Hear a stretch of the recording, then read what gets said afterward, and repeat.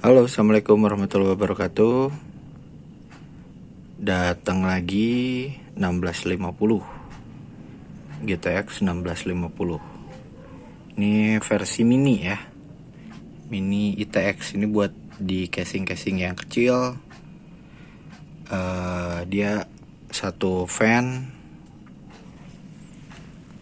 Kemudian ini masih GDDR5 teknologinya, tapi udah sama yang GDDR6, cuman versi DDR-nya yang beda. Ya, tentu saja yang DDR6 itu biasanya lebih powerful dan lebih efektif penggunaan dayanya ya, lebih hemat daya. Kita buka dalamnya seperti apa.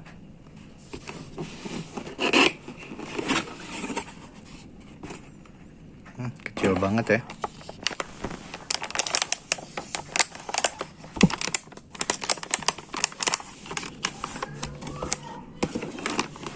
Dapat garansi 3 tahun dari NJT ya.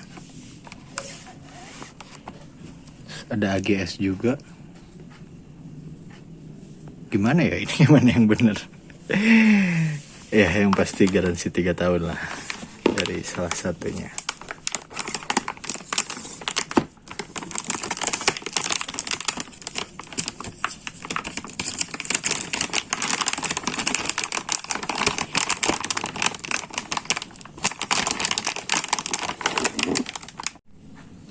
Ya, ini dia tampilan VGA-nya. Ringan banget.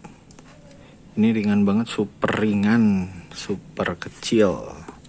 Biasa pegang yang 2 fan, apalagi yang terakhir yang colorful itu kan berat banget, gede banget. Terlihat sangat padat ya di PCB-nya ya. AGS ternyata yang kasih itunya, garansinya. Dia saking kecilnya, kalau diperhatiin ini heatsinknya sampai menonjol keluar gini, kurang bagus ya kelihatannya ya. Saya suka detailnya nih, Gigabyte punya ya.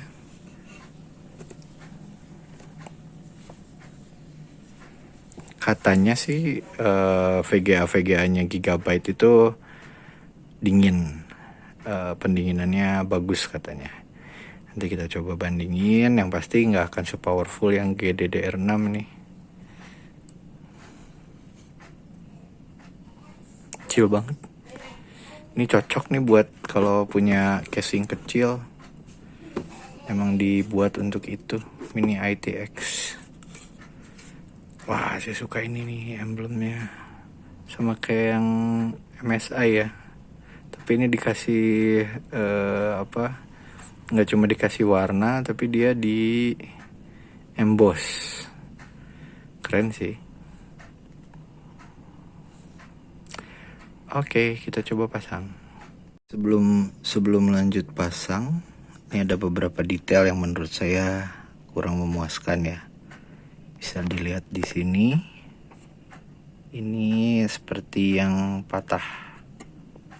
Seperti yang ada yang patah gitu ya. Finishingnya aja yang kurang bagus sepertinya. Itu satu. Kemudian di sini juga nggak ada. Biasanya dia dikasih segel. Ini nggak ada.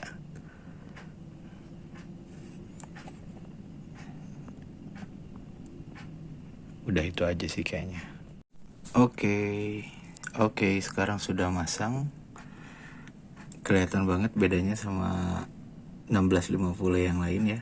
Ini hampir setengahnya, 3/4-nya. Kecil banget, ramping banget. Memang diperuntukkan buat mini ITX. Dari build quality, bahan plastiknya ini nih ringan banget. Cuman kalau soal performa ya emang harus dilihat, minimal kita bandingin spesifikasi teknisnya ya. Ini single fan ya, perlu diingat. Saya sih Kalau kata orang memang lebih dingin, cuman sedikit agak ragu juga apakah bisa lebih dingin dari beberapa VGA, beberapa GTX 1650 yang pernah saya punya ya. Oke, kita coba nyalain aja. Oh ya, tambahan ini nggak pakai power pin ya, jadi ini bisa langsung colok ke motherboard, dia ngambil dayanya dari situ. Nah dari situ aja mungkin udah ketebak ya seberapa powerfulnya atau mungkin seberapa tidak powerfulnya 1650 versi mini ini. Baiklah, sekarang sudah pasang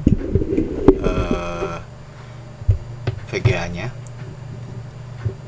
Di sini udah ada 3, langsung aja saya bandingin ya sama, karena ini versi non overclock, jadi single juga, jadi yang lagi kita pasang ini adalah Gigabyte GTX 1650. Dia single fan versi mini, dibuat khusus, diluncurkan khusus untuk rig yang menggunakan motherboard mini ITX. Ramping kecil, fan-nya 1, terus dia nggak punya power pin juga, jadi nggak butuh power pin, butuh daya dari motherboard aja. Dan ternyata setelah saya lihat sekilas ini, jadi yang ini adalah MSI GTX 1650 ya, Ventus seri non overclock. Yang ini adalah GTX 1650 Genworth versi Ghost 4GB. Dua ini GDDR6, teknologinya sudah yang terbaru, lebih baru gitu ya. Kalau yang sedang masang ini Gigabyte mini ini versi DDR-nya DDR5. Ketiganya Micron. Kemudian versinya yang ini sama dengan yang MSI, jadi TU 117. Teknologinya sama 12 nanometer, die size-nya 200 mm, ini juga 200 mm. Kemudian transistornya ini sama dengan yang MSI. Yang Genworth lebih unggul, katanya semakin banyak jumlah transistor maka semakin bagus. Kemudian release date yang Genworth lebih baru, 2020. Dua VGA lainnya ini April 23 2019. BIOS version, subvendornya Gigabyte. Di sini tidak terlihat subvendornya. Di sini MSI. Kemudian shadersnya pasti sama ya, 896. DirectX-nya support DirectX 12. Nah ini dia yang pasti berbeda nih. Di MSI non overclock itu 50,9 gigapiksel per second. Jadi ada, nah ini juga sama yang Genworth. Di sini ternyata lebih besar, 53,3 gigapiksel per second. Jadi dia bisa menampilkan 53,3 gigapiksel per detik. Kemudian tekstur fill rate-nya 93,2 gigateksel per detik. Ini juga lebih besar daripada dua lainnya. Kemudian bus width-nya sama ya, 128. Hanya mungkin bandwidth memorinya yang berbeda. Ternyata ini lebih kecil, jadi hanya 128 GB per second, sementara yang dua lainnya adalah 192. Memori size-nya sama, semua 4 GB. 1650 semua 4 GB ya buat catatan. Kemudian ini versi driver pasti berbeda. GPU clock-nya ternyata yang Gigabyte ini lebih besar, 1485 MHz. Dengan jumlah memorinya juga lebih besar, 2000 MHz. Boost-nya juga lebih besar, 1665 MHz. Sementara yang lainnya ada di 1500 dengan boost 1590. Saya menemukan yang berbeda di kemarin terakhir tuh apa ya, Colorful kalau nggak salah, Colorful 1650, si busnya juga 1600-an kalau saya tidak salah. Oke, lari ke sensor. Ini kita tutup dulu. Lari ke sensor. Ini sedang dipakai recording ya, makanya dia naik turun. Temperatur GPU-nya 34, berarti 30 derajat Celcius di saat idle. Ini paling dingin di antara 4 lainnya. Nah, fan speednya ini yang selalu konstan di atas 50%. Jadi mungkin karena dia single kali ya.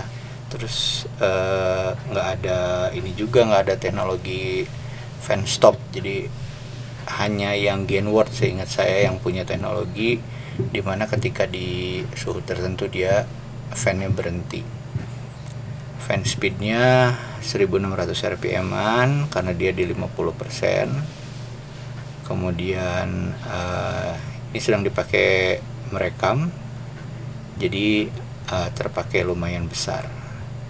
Ini bakal ketahuan kalau kita lagi main game ya nanti, seberapa cepat FPS-nya, seberapa gede, kemudian load-nya seberapa besar, dan seberapa dingin si VGA ini mungkin nanti saat kita main game. Oke.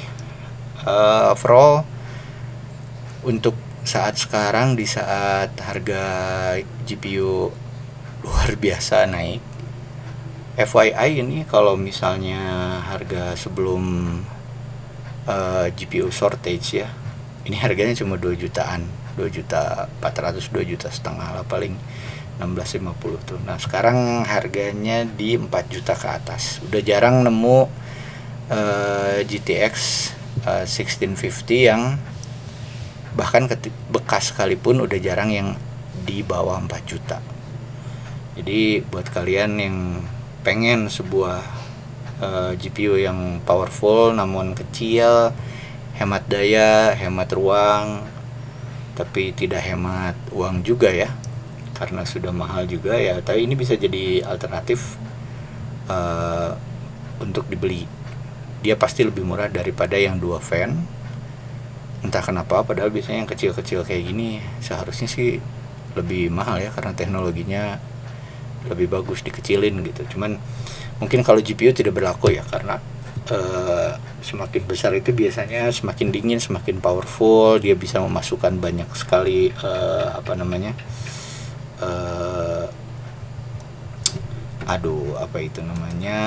transistornya bisa lebih banyak dan seterusnya. Oke, untuk VGA 4 jutaan menurut saya ini saat ini bulan September, awal September, ini bisa dijadikan alternatif lah. Tapi kalau dapat yang lebih murah misalnya, atau yang harganya tidak jauh, mending ambil yang dual fan, lebih dingin dan kemungkinan besar akan lebih powerful. Itu aja, cukup sekian. Assalamualaikum warahmatullahi wabarakatuh.